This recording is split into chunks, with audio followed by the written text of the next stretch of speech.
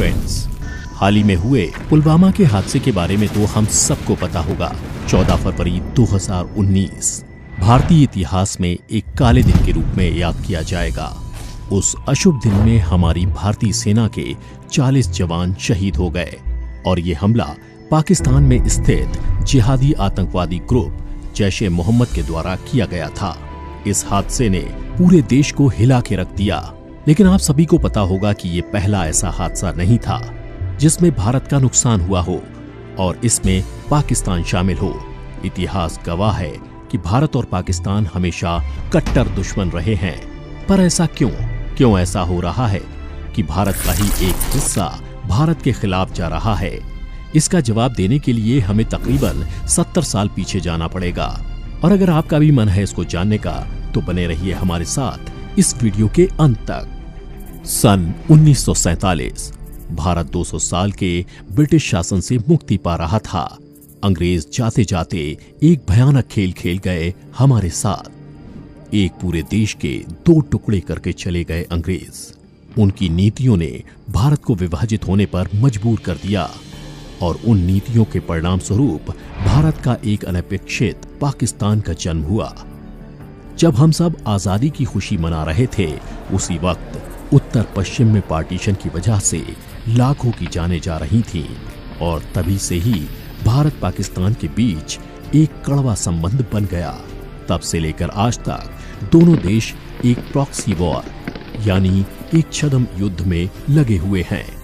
इन पिछले 72 सालों में पाकिस्तान भारत के साथ कई बार जंग की भी शुरुआत करने की कोशिश कर चुका है, जैसे कि 1947 में लड़ी गई सबसे पहली इंडो पाक वॉर, जिसे द फर्स्ट कश्मीर वॉर भी कहा जाता है।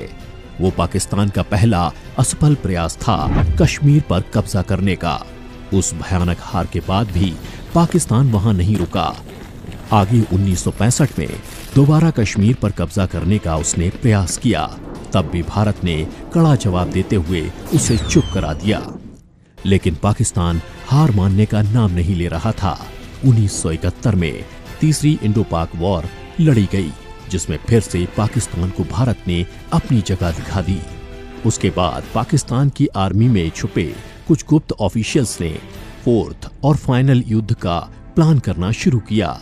उसी के परिणाम स्वरूप 1999 इंडिया पाकिस्तान के बीच कारगिल युद्ध हुआ और इस युद्ध में भारतीय सेना ने भारी क्षमता का प्रदर्शन किया। कारगिल युद्ध आज तक हमारे देश के द्वारा लड़ी गई सबसे बड़े युद्धों में से एक है। इस युद्ध के समय के प्रधानमंत्री श्री अटल बिहारी वाजपेयी जी के द्वारा उम्दा और बुद्धिमान फैसले और हमारी सेना के बहादुर प्रयासों की वजह से ही हम उस युद्ध को जीत पाए। वो युद्ध इसीलिए भी अनोखा था क्योंकि वो ऐसा पहला युद्ध था जिसको टेलीविजन के माध्यम से लाखों भारतीय वासियों के घरों में दिखाया गया।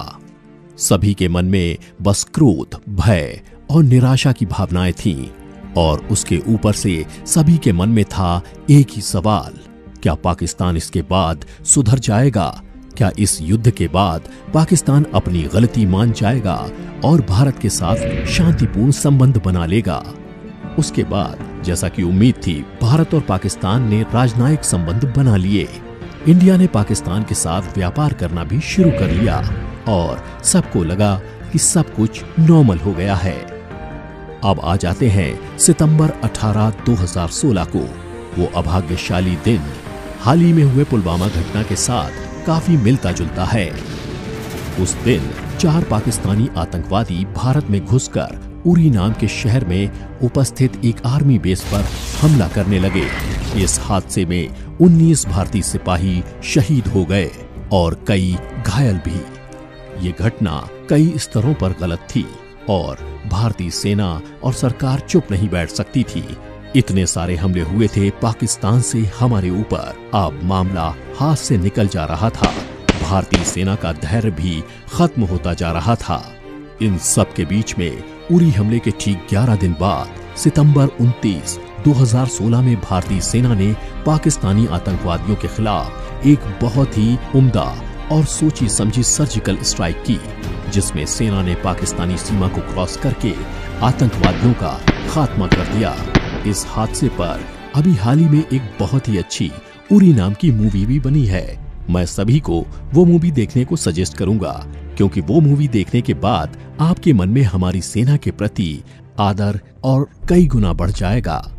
उरी सर्जिकल स्ट्राइक के बाद सभी को ऐसा लगा कि पाकिस्तान में स्थित आतंकवादियों को अपना सबक मिल गया और आगे ऐसा हादसा नहीं होगा। लेकिन फरवरी 14, 2019 को ये बात गलत साबित हुई।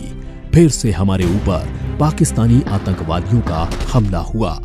इस दुखद हादसे से अभी तक हमारा देश उबरा नहीं है।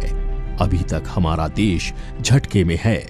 तो अब हमारी सरकार और सेना को क्या करना चाहिए? एक और सर्जिकल स्ट्राइक या फिर एक दृढ़ राजनीतिक फैसला जिससे आगे ऐसा दोबारा ना हो? चाहे कोई भी ऑप्शन भारत अभी चुने, ये बात तो निश्चित है कि ये हमला कायर आतंकवादियों के द्वारा किया गया था, जो कि पाकिस्तान को अपना घर बना चुके हैं। कई देशों का ये भी मानना है कि पाकिस्तान कई सालों से आतंकवादियों को सपोर्ट कर रहा है। ये तुरंत बंद होना चाहिए। और अंत में हम सबको एक जरूरी चीज नहीं भूलनी चाहिए कि आदमी बुरा होता है, देश नहीं। हम सभी को उन बहादुर सैनिकों को श्रद्धांजलि देनी चाहिए जो कि इस हादसे में शहीद हो गए हैं। भगवान उनके परिवारों को शक्ति दे। उन बहादुर जवान शहीदों के परिवार वालों को मेरे तरफ से प्रणाम। अगर आप एक सच्चे देशभक्त हो तो अब वक्त आ गया है इस वीडियो को शेयर करके अपना कर्तव्य निभाने का और देश के प्रति हमारा प्रेम बढ़ाने का। तो बिल्कुल शेयर कर दीजिए इस वीडियो को और मिलते हैं अगले वीडियो में। तब तक के लिए जय हिंद।